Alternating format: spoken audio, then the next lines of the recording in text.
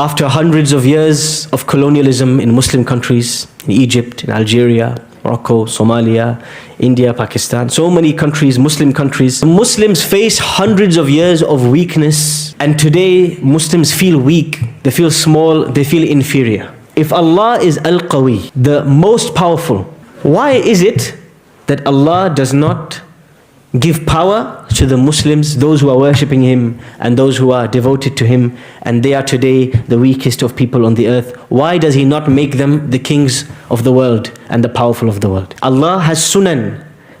He has certain ways in which this earth runs. One of the sunnahs of Allah is that there will always be a fight between good and evil. There will always be a fight between good and evil. Allah subhanahu wa ta'ala says in the Quran, الَّذِينَ أُخْرِجُوا مِن دِيَارِهِمْ بِغَيْرِ حَقٍّ إِلَّا أَن يَقُولُوا رَبُّنَا اللَّهُ. Those who are removed from their households only because they said, our Lord is Allah. Allah subhanahu wa ta'ala tells us, there will always be the enemies to the truth. He created them to oppose us. He created them to create a problem, because and Ibn Taymiyyah rahimahullah, he mentioned this. You know, Ibn Taymiyyah, Ahmad ibn Abdul Salam, Ibn Taymiyyah al-Harrani, al-Dimashqi from Damascus in Syria, this great scholar, he lived at a time when the Mongols destroyed Muslim civilization. They came to Iraq, they took all the books that the Muslim scholars had written and they threw them into the sea, until the sea became blue with ink, after it was red with blood. Now one may think, how did Allah destroy this entire ummah, this khilafah, all these millions and millions of Muslims from these Mongols?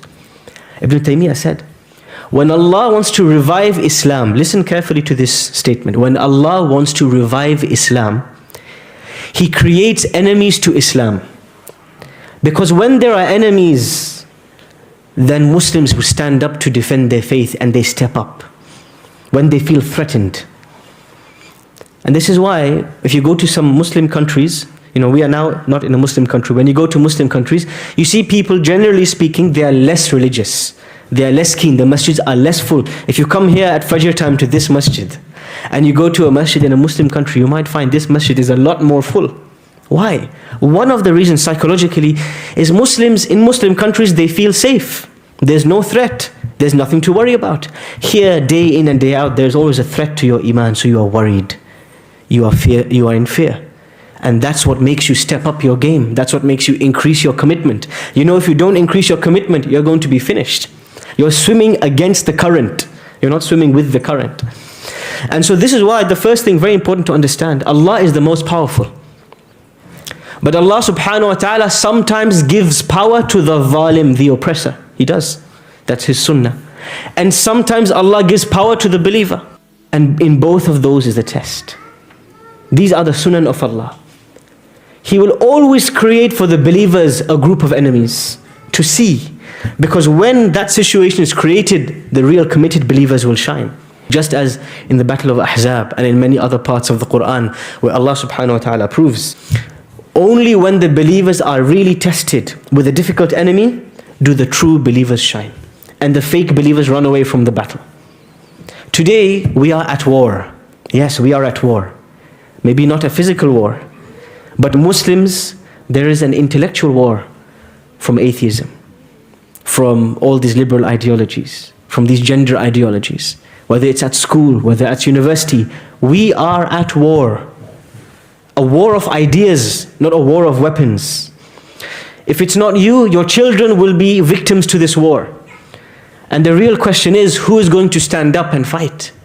Who is going to defend their deen with ilm, with basirah, with knowledge and with wisdom and with intelligence? Who is going to defend Islam, and who is going to move forward with confidence? And who is going to hide in the corner, and who is going to slink away from the battle and say, maybe Islam really isn't the truth? This is where the true believers, the men, get separated from the boys. When Allah subhanahu wa ta'ala describes true, real men in the Quran, Allah says, مِنَ الْمُؤْمِنِينَ رِجَالٌ صَدَقُوا مَا عَاهَدُوا اللَّهَ عَلَيْهِ.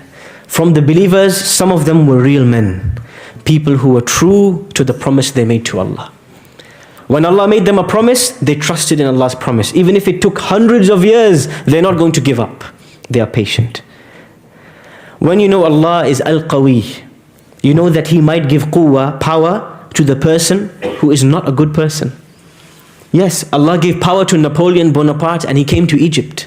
And he sent his soldiers to urinate in Al-Azhar and in the masajid of Egypt and burn all the books. Yes, Allah gave power to our enemies. And this question was asked in the Quran by Musa alayhi salam. رَبِّ قَدْ آتَيْتَ فِرْعَوْنَ وَمَلَأَهُ زِينَةً فِي الْأَرْضِ وَأَمْوَالًا. Musa alayhi salam says, oh Allah, you gave Fir'aun, this horrible individual, you gave him so much decoration and beauty and wealth. رَبَّنَا لِيُضِلُّوا عَنْ سَبِيلِكَ. Oh Allah, you gave them all of this and they're going to use it to misguide people. And then Musa alayhi salam makes dua against them. فَطْمِسْ عَلَىٰ أَيْدِيهِمْ حَتَّى يَرَوُا الْعَذَابَ الْأَلِيمَ. Oh Allah, I do not have the wealth that they have. It is as though he's saying, Musa is saying, oh Allah, I don't have the wealth of Fir'aun. I don't have the army of Fir'aun, but I only have you. Oh Allah, you show them the punishment. Oh Allah, you show them your power. And with this little stick of Musa, this asa, he defeated Fir'aun and his army. The power is not in the tool. We think that if we become engineers, we will be powerful. If we have weapons, we will be powerful. If we have social media, we will be powerful. The power is not in the tool. Musa alayhi salam defeated Fir'aun with a stick. With a stick. It is not about the stick. It is about trusting that Allah is more powerful than our enemies. Remember this moment as Musa stands on the edge of the sea. And behind him the hooves are slamming on the ground and the dust is in the air as the army of Fir'aun comes close to finish him off. And his people give up.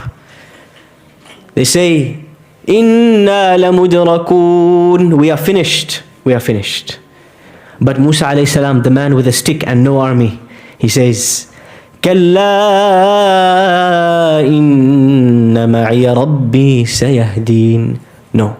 My Lord is with me, He will show us the way. It is this trust in Allah Al-Qawiyy is what gave him the strength to split the sea. It is this trust in Allah Al-Qawiyy that drowned the greatest army the world had ever seen. It is this trust in Allah Al-Qawiyy that will help us over our enemies in this war that we are in this war over our children's iman, to preserve the iman of our children, the identity of our children, our salah, our commitment to Allah. It is a war that we have to fight to preserve our identity and protect our iman, and we won't be able to do it with tools, with wealth. We will do it with the help of Al-Qawiyy, Allah the powerful. It is this belief in the most powerful is what gave the Prophet ﷺ the confidence to never compromise on a single letter. When the disbelievers came to him, they said, worship our Lord for one day, we'll worship your Lord for one day. He said, no, lakum deenukum waliya deen. When they came to him, they said, take some money, take some women, what do you want? He said, no, I don't want anything. It is because he knew Allah is Al-Qawiyy. He is not waiting from some handout from the government. He is not waiting for the liberals to come on his side. He doesn't need the wrong people to be on his side. He just needs Allah on his side. And with that, he was able to completely decimate the Arabian Peninsula and dominate the world. They did it when they believed in Al-Qawiyy. They didn't do it because of tools. They didn't do it because of degrees. They didn't do it because of anything from this dunya, but because of the strength of their certainty in the promise of Allah. Allah opened for them the dunya. And because we have a weak certainty in Allah, and we have instead a strong certainty in everything else, the dunya has closed up to us. The Prophet ﷺ predicts that in the end of times, the Muslims are going to be weak. Listen to what he says. Hadith of Thawban. He says, يُوشِكُ الْأُمَمْ أَن تَدَاعَى عَلَيْكُمْ كَمَا تَدَاعَى الْأَكْلَةُ إِلَى قَصْعَتِهَا فَقَالَ قَائِلٌ وَمِنْ قِلَّةٍ نَحْنُ يَوْمَئِذٍ. Is it because we will be small in number when we become losers, when we become consumed and defeated? Is it because we are small in number, quantity? He says, بَلْ أَنْتُمْ يَوْمَئِذٍ كَثِيرٌ. No, you will be large in number. We are 1 billion people today, 1 billion Muslims in the world. وَلَكِنَّكُمْ غُثَاءٌ كَغُثَاءِ السَّيْلِ. But you will be nothing, you will be valueless like the froth of the ocean. وَلَيَنْزَعَنَّ اللَّهُ مِنْ صُدُورِ عَدُوِّكُمُ الْمَهَابَةَ مِنْكُمْ. Allah will remove fear of you from your enemies' hearts. They won't be scared of you. وَلَيَقْذِفَنَّ فِي قُلُوبِكُمُ الْوَهْنَ. And Allah will put in your hearts humiliation, lowliness, inferiority. You will feel small. فَقَالَ قَائِلٌ يَا رَسُولَ اللَّهِ وَمَا الْوَهْنِ. Somebody asked the Prophet, "Oh Rasulullah, what does wahn mean?" He says, حُبُّ الدُّنْيَا وَكَرَاهِيَةُ الْمَوْتِ. You will become attached to this dunya, this world, and you will hate to die for the sake of Allah. And perhaps this is our situation today. When we have less trust in Al-Qawiyy, we begin to have more trust in the quwas, the powers of today, of wealth, of government, of this and of that. And they are not mutually exclusive. One can take the asbab, take the means and trust in Allah Al-Qawiyy. The power of Allah, it doesn't come for free. It's not something you can get from the thrift store. The help of Allah subhanahu wa ta'ala. Allah subhanahu wa ta'ala mentions in the Quran, when the messengers are about to give up and they think nobody's going to believe. This is the extreme point of desperation. The prophets are about to give up. Imagine. The prophets are about to give up. Then Allah says, جَاءَهُمْ نَصْرُنَا فَنُجِّيَ مَن نَشَاءُ. Then we help them and we save whoever we wish. وَلَا يُرَدُّ بَأْسُنَا عَنِ الْقَوْمِ الْمُجْرِمِينَ. And then nobody can stop us when we come to finish off the criminals. This is the power of Allah, but it requires effort and striving and struggle and sweat and blood and tears from you and me. If we do not sweat for Allah, Allah is not going to help us. لَيَنْصُرَنَّ اللَّهُ مَنْ يَنْصُرُهُ. Allah, He says with emphasis, يَنْصُرَنَّ. I will definitely, 100%, I promise you, I will help those who serve me. Have we sweated for the sake of Allah? Have we ever done anything in our life to deserve the help of Allah? For ourselves, for our children, for our communities? When was the last time we took an hour out to serve Allah? To help the needy, to help the neighbor, to pray Qiyamul Layl, to go and to struggle in the masjid. These are the front lines today that we are fighting. When was the last time we did something? It takes an earthquake for Muslims to spend money for the sake of Allah. It takes people dying. But we will not spend to keep the iman alive. We will not spend on our children's education. And on the if it's GCSE science tuition, we will pay £30 an hour. But for Quran tuition, if I have to pay £30 a month, I'm going to fight with the management. We are not willing to spend and sweat and bleed for Allah, but we are willing to sweat and bleed for everything else. Are we surprised? Are we shocked that the help of Allah is never going to come? What have we done to deserve it, my friends? We have to ask ourselves this question.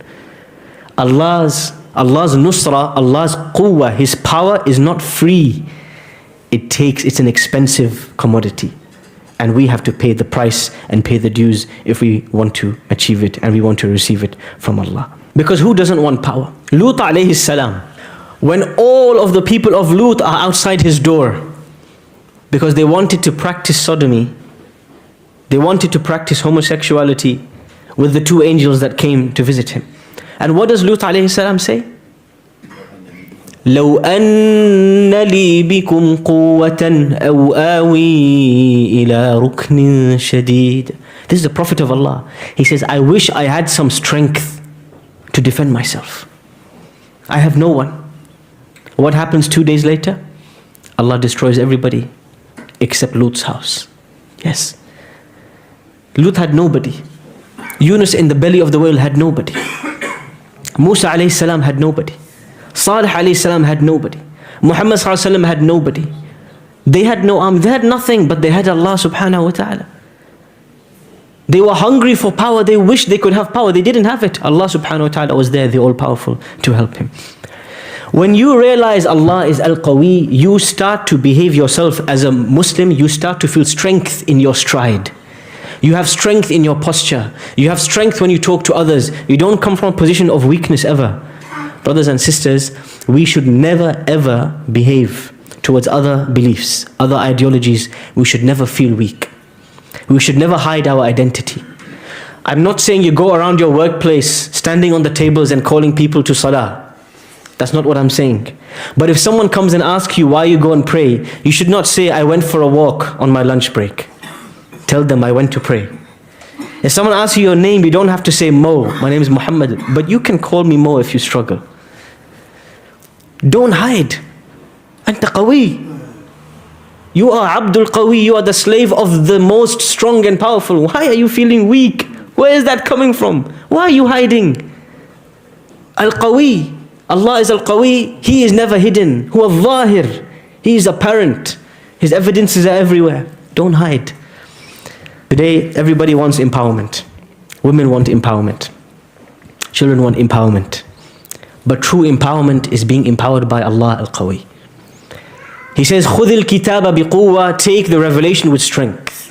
When he talks about the Injil and the Torah, he says, فَخُذْهَا بِقُوَّةٍ. Take it with strength.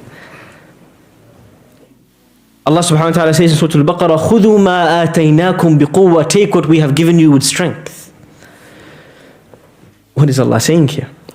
If you believe that Allah is Al-Qawiyy, the All-Powerful, then the Quran that He gave you and the Sharia that He gave you, the way of life He is giving you, is the most powerful way of life imaginable. You should never feel shy about it. You should not need to hide away from it. This is what it means, خُذِ الْكِتَابَ بِقُوَّةٍ. Understand what is in revelation and act on what is in revelation. It will make you strong. And don't feel weak. And if you feel weak in your identity, you don't feel like telling anybody you're a Muslim, you hide in your workplace. When you go for salah, you scuttle away to the corner, nobody should know I'm praying. If you have to do that, it means that your relationship with revelation is weak. Because revelation makes you strong. Revelation strengthens your identity. Knowing your forefathers, your history strengthens your identity. You will not be hiding, you will be in plain sight. This is who I am. Take it or leave it. This is what it means. When we know Allah is Al-Qawiyy, we take His revelation with quwwah, with strength as well.